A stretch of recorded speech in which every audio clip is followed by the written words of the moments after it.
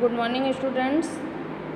Class 8th में chapter 4 Hindi grammar में chapter 4 संधि का मैं एक्सप्लेन कर रही हूँ। आप लोग वीडियो देख के इस चैप्टर को रीड करिएगा और याद करिएगा। संधि शब्द का अर्थ है मेल। जब दो या अधिक शब्दों अथवा शब्दांशों को मिलाकर एक नया शब्द बनाया जाता है, उस स्थिति में दो निकटवर्ती वर्णों के परस्पर मेल के कारण शब्द में एक परिवर्तन अथवा विकार उत्पन्न होता है। इस परिवर्तन को संधि कहते हैं। निम्नलिखित शब्दों में संधि हुई है, इसको आप लोग जो है ध्यान से पढ़िएगा। निम्नलिखित शब्दों पर ध्यान दीजिए। दीप धन अवली दीपावली, इति धन आदि इत्यादि, सुधन अगस्त स्वागत, वाक धन दान वागदान। इसको आप तुम लोगों को बुक से ही पढ़ना है और समझना है। उपरयुक्त वाक्यों में आ धन आ बराबर बड़ा आ हो गया है, ई धन आ बराबर या हो गया है, ऊ धन आ बराबर वाह, का धन दा बराबर का। ठीक, तो ये वहाँ जो है ये जब बदल के ऐसा हो गया है तो अर्थात वर्णों के परस्पर मेल से उत्पन्न होने वाले विकार या परिवर्तन का ही दूसरा नाम संधि है। भाषा में संक्षिप्तता लाने के लिए संधि का प्रयोग किया जाता है। कभी कभी प्रवाह में बोलते समय ध्वनियाँ इतनी निकट आ जाती हैं कि वह अलग अलग सुनाई न देकर एक अन्य ध्वनि का रूप धारण कर लेती हैं और इस प्रकार अनायास संधि के प्रयोग में नवीन शब्द का निर्माण हो जाता है। संधि और संयोग। यहाँ ध्यान देने योग्य बात यह है कि संधि अथवा संयोग में पर्याप्त विभिन्नता है।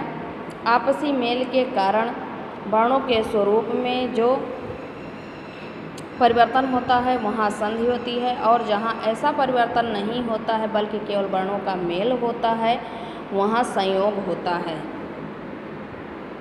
उदाहरण जैसे सत धन मार्ग सन्मार्ग में ता का माँ से मेल होने पर ना बन गया, अतः यहाँ संधि है, किंतु सत धन कर्म यहाँ पर सत्कर्म में ना का से मेल होने पर किसी भी प्रकार का वर्णिक परिवर्तन नहीं हुआ है, अतः यहाँ वर्णों का संयोग है। संधि विच्छेद। विच्छेद का शाब्दिक अर्थ होता है अलग करना। दो वर्णों के मेल से बने शब्द को यथावत स्थिति में लाना ही संधि विच्छेद कहलाता है। जैसे महर्षि का हम संधि विच्छेद करेंगे तो क्या होगा? महान धन ऋषि, हिम धन आलय हिमालय, परोपकार पर धन उपकार, दयानंद दया धन आनंद। अब हमें नेक्स्ट टॉपिक में जानना है कि संधि के कितने भेद, संधि के भेद या प्रकार, चाहे उसको भेद कहिए या प्रकार कहिए। तो संधि के कितने भेद होते हैं?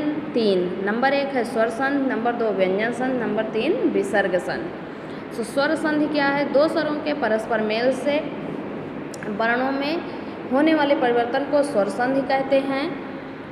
स्वर संधि में स्वरों का ही मेल होता है, यह मेल भिन्न भिन्न रूपों में होता है। इस आधार पर स्वर संधि के निम्नलिखित 5 भेद होते हैं। नंबर 1 दीर्घ संधि, गुण संधि, वृद्धि संधि, यण संधि और अयादि संधि। अब तुम लोग जो है बुक से दीर्घ संधि की परिभाषा लिखोगे और उसके कम से कम 10 उदाहरण। फिर दूसरा गुण संधि, उसकी भी परिभाषा लिखोगे और उसके भी कम से कम 10 एग्जाम्पल आपको बुक में कॉपी में राइट करना है। फिर तीसरी है वृद्धि संधि, इसकी भी यही परिभाषा होगी इसकी और इसके उदाहरण कॉपी में लिखना है। यण संधि, इसकी परिभाषा है और इसके उदाहरण हैं। फिर है अयादि संधि।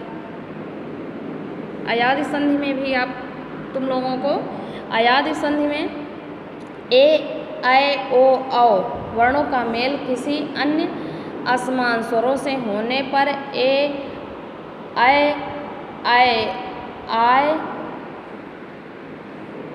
ओ औ तथा आव के रूप में परिवर्तित हो जाता है। ये क्या है? अयाद संधि की परिभाषा है। अगर कहीं पूछा जाता है कि अयाद संधि की परिभाषा लिखिए तो तुम लोगों को यही बताना है। फिर इसकी भी कम से कम 4-5 उदाहरण फेयर कॉपी में राइट करना है। फिर उसके बाद हम नेक्स्ट टॉपिक में व्यंजन संधि पढ़ाएंगे।